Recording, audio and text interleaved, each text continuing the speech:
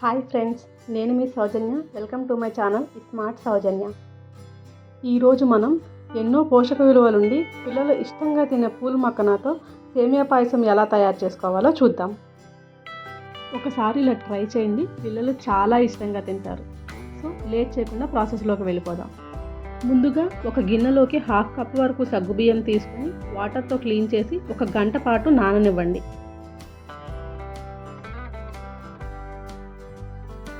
1 hour తర్వాత చూడండి, ఇలా సాఫ్ట్గా అవుతాయి.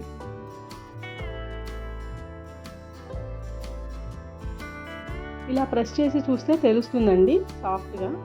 మనకి సగ్గుబియ్యం ఎక్కువసేపు నానబెడితే త్వరగా కుక్ అవుతాయి. ఇప్పుడు వీటిని పక్కన పెట్టుకొని ఒక మిక్సీ జార్లోకి 10 నుండి 15 బాదాము, 4 నుండి 5 వరకు యాలకులు తీసుకొని మెత్తని పౌడర్లా చేసుకొని పక్కన పెట్టుకోండి.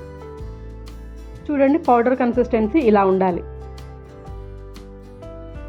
ఇప్పుడు 1 కప్ వరకు పూల్ మక్కన తీసుకొని ఒక ప్యాన్లో లో ఫ్లేమ్లో ఫ్రై చేసుకోండి.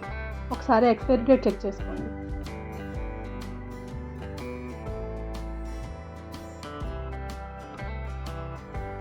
ఒక సీడ్ తీసుకొని ఇలా ప్రెస్ చేస్తే పౌడర్ అయిపోవాలండి.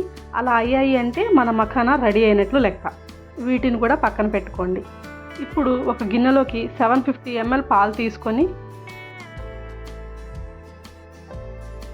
పాలు మరిగిన తర్వాత నానబెట్టుకున్న సగ్గుబియ్యం నీళ్ళతో సహా పోయండి.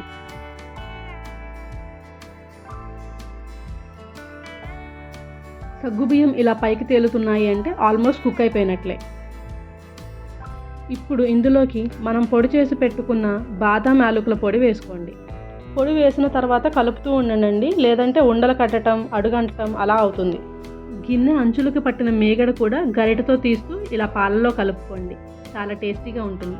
ఇందులోకి నేను 1/2 కప్ వరకు రోస్టెడ్ వెర్మిసెల్లి వేసుకుంటున్నాను. ఇవి ఆల్రెడీ రోస్టెడ్ కాబట్టి నేను వీటిని నెయ్యిలో అలాగా ఫ్రై చేయలేదండి. మీకు కన్సిస్టెన్సీ చిక్కగా వచ్చినట్లు అనిపిస్తే కొంచెం పాలు యాడ్ చేసుకోండి. పాలు లేకుంటే వాటర్ అయినా పర్వాలేదు. 2 మినిట్స్ కుక్ చేసుకున్న తర్వాత 300 grams షుగర్ వేయండి. షుగర్ వేసేటప్పుడు నేను రికార్డ్ చేయలేకపోయానండి.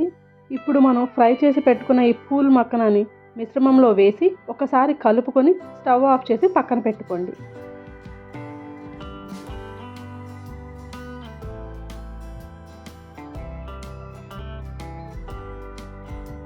స్టవ్ మీద ఒక చిన్న గిన్నె పెట్టుకొని నెయ్యి వేసి జీడిపప్పు, బాదం పలుకులు ఫ్రై చేసుకొని ఆ పాయసంలో మిక్స్ చేసుకోండి. 1 అవర్ పాటు చల్లారనివ్వండి. ఆ తర్వాత సర్వ్ చేసుకోండి. అంతే, పూల్ మక్కన పాయసం రెడీ అయిపోయింది.